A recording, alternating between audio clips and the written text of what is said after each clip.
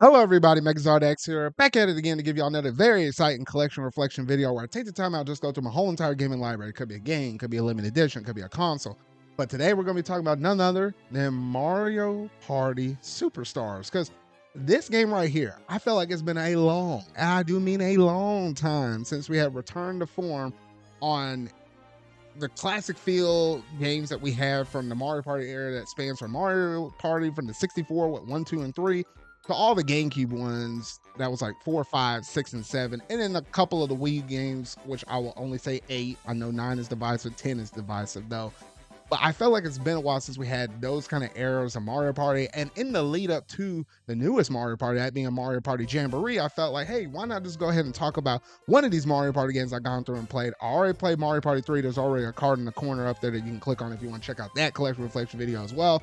But I figured for today's video, we might as well talk about, Mario Party Superstars and the good things that they did about it, and hopefully some good habits that they had in this game that also translate well into the newest one that's going to be dropping out this week though. So we might as well go ahead and jump up in it though. So if you hadn't already done so, make sure you go and hit that like button, go ahead and hit that subscribe button and that bell to stay up to date on all things video game related I feel like talking about and discussing. But without any further ado, let's go ahead and jump straight up into this video.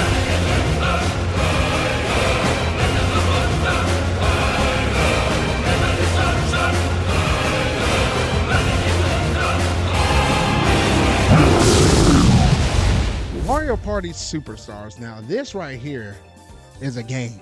And I felt like they took the elements that should have happened in Super Mario Party. Remember, that was the first Mario Party game we had on the Nintendo Switch, and evolved those up to modern day standards. I felt like it's been the longest time ever, like playing online with people and friends had been a thing since the Nintendo Wii days, and that's all the way back to Mario Party 8 and 9. And since then, the Wii to the Wii U and where we're currently at up with the Switch didn't technically have any Mario Party games where you're actually able to play it with people online until, remember, with Super Mario Party, they did an update with that where it's like, oh, now you can actually play with people online. It was like right before the lead up to Mario Party Superstars. I was like, what the heck? What made them do this? But I guess they were testing out the waters with that older game before they released Mario Party Superstars though.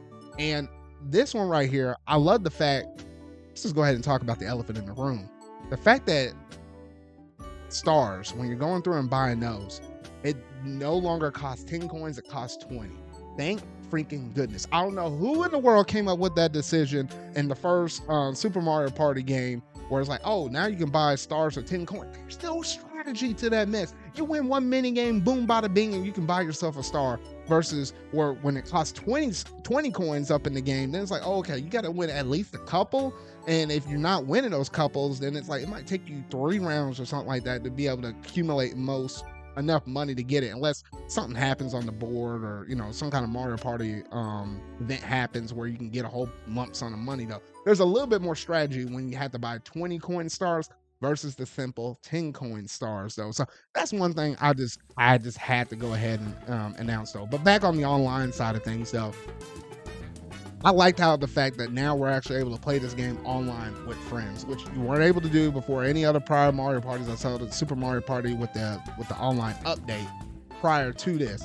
And that's one great thing I really love and appreciate though, because now it's like, oh, okay, you can play with some friends. It'll be like me, Steven, and a couple other people I got in my Discord call. We might hop in, play some Mario Party.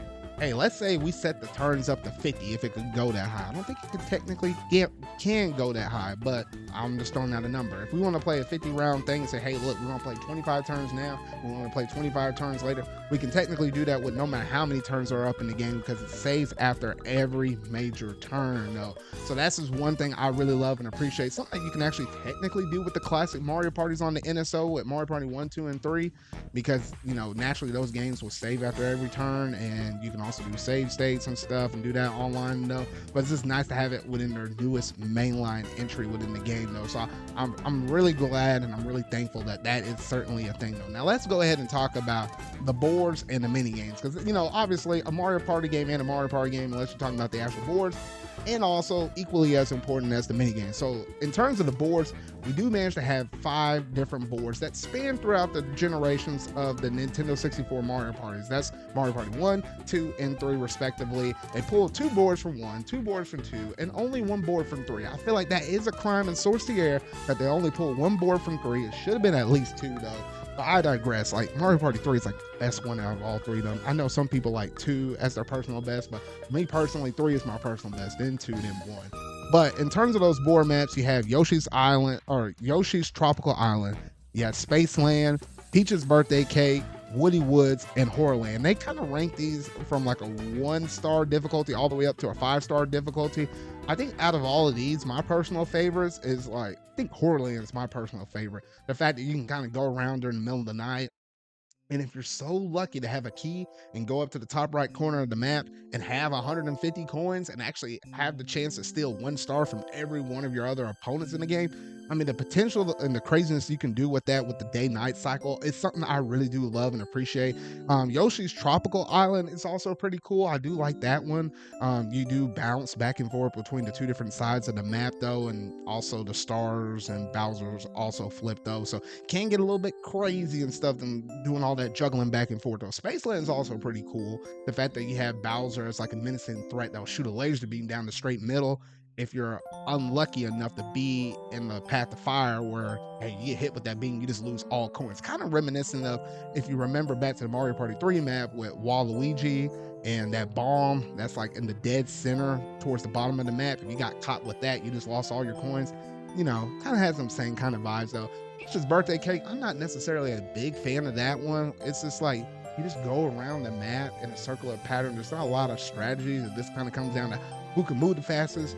And also, you don't catch yourself stumbling on a questioning block happening space where it's like, oh shoot, now you got X amount of coins stolen from you, or more importantly, you got a star stolen from you and that went to somebody else. And then the one Mario Party 3 map we got was Woody Woods. I'm like, dang, it should have been Waluigi's Island. It should have been Creepy Cavern or something like that. Like, come on, there was a lot of other potential good ones out there, but to do the Woody Woods, I think that might have been like one of my least favorite ones. Even, gosh, by golly, I think I like the simple blooper stage that you have in Mario Party 3 in terms of the story mode. I think you start off, well, I like that one in Chilly Waters. I think those two would have been a little bit better as a representative for Mario Party 3 than versus what we got with Woody Woods. But I digress, though.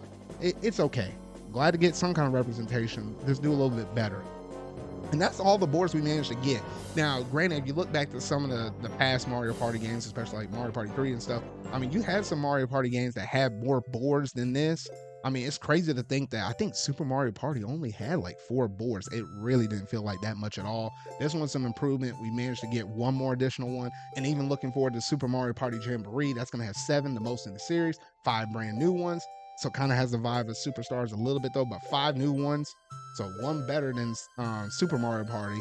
And then 2 Retro Spire ones, one from Western Land from Mario Party 2, and then that Rainbow Cloud one from Mario Party 1. So it's going to tie in terms of the series most had boards in any Mario Party game. So I am looking forward to that though. But you know, the 5 we got up here were solid. People were thinking for the longest time, are we going to get DLC like for an additional board? Look here, by the time they can do that DLC, you know, Nintendo's over here looking at their chomps and looking at, I think, what is it, NDQ that normally goes through and make most of these Mario Party games. They're like, hey, by the time you do that DLC, save those ideas and roll them over to the next Mario Party. I don't really see the point of them actually dropping DLC. Now, would I like it? Yes, that would be pretty cool. But in retrospect, I'm like, well, if you got some good ideas, you got to have some kind of great ideas for the next game, though. Because even looking at Super Mario Party Jamboree, they have so many different ideas and so many different boards and modes and stuff like that. Probably the most content in any Mario Party game in history, though. And I'm like, hey, if they were to jam all of that stuff as DLC, that would have been, you know, maybe potentially less content we would have gotten in that game, though. So, you know, that's all right. Now, in terms of the mini games that we got for Superstars, I love the fact how it's not just, you know, randomized mini games from the whole entire Mario Party history, which I do love. You do get some classic ones from the GameCube era. You got some from the Wii or the Wii U, respectively, though. But I really love those classic mini games we got from the Mario Party 1, 2, and 3 era, because those games right there, man, oh man, I can throw down on some of it. From simple things from like hide and go seek and a plethora of all of these other different ones, especially like the Rick and Rocking, the horse racing one. Though, I mean, shoot, I go hard in almost any of those mini games. Though, I always will throw a I always will throw a temper tantrum when I lose a game, just by the nose, just by a hair, just how you commonly do in Mario Party fashion. Though, it's like when things just don't go your way, it's like, oh shoot, though.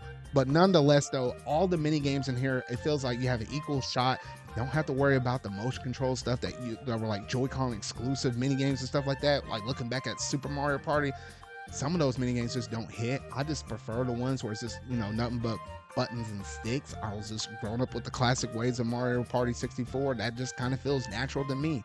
So I like, hey, I really do like the mini games that are actually shown and represented up in this game, though. And then obviously there's a whole entire vibe of some of the extra stuff they added up in this game, like the fact that you can actually have the original music play from some of these original boards, or you can play the newer remixed versions of that. That's pretty cool. The fact you have like encyclopedias and stuff of all these other Mario Party games and stuff. Just like little interesting tidbits of the series histories, all the way from one to where we're at right now.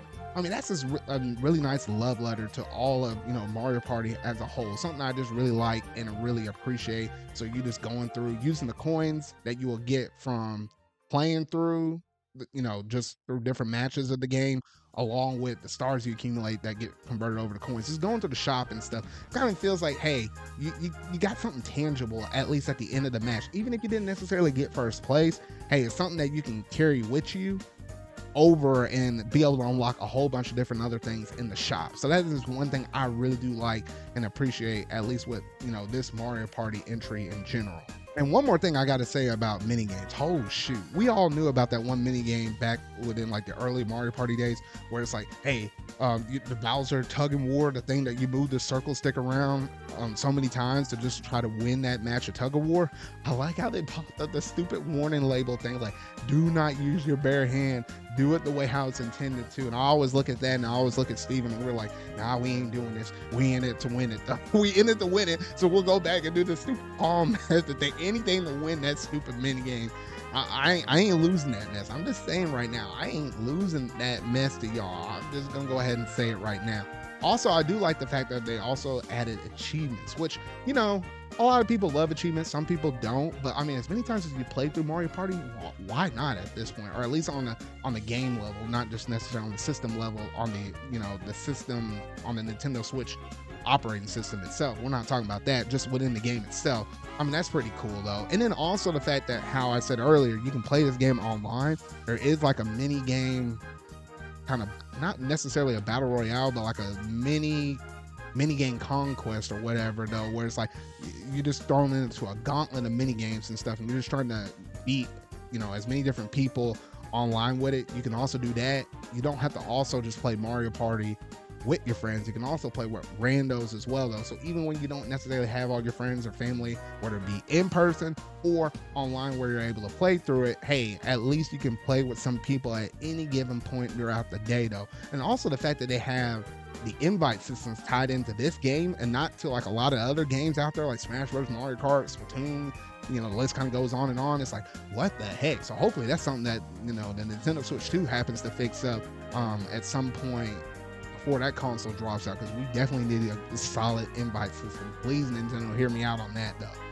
But I think outside of that, I might have been rambling on and long and hard enough about Mario Party Superstar. So here's my hope that all of the great stuff they incorporated within this one game itself translates over to Super Mario Party Jamboree, which has the most content I think I've ever seen in any other Mario Party game in history, while also still trying to keep the online aspects that they added from this game onward to that.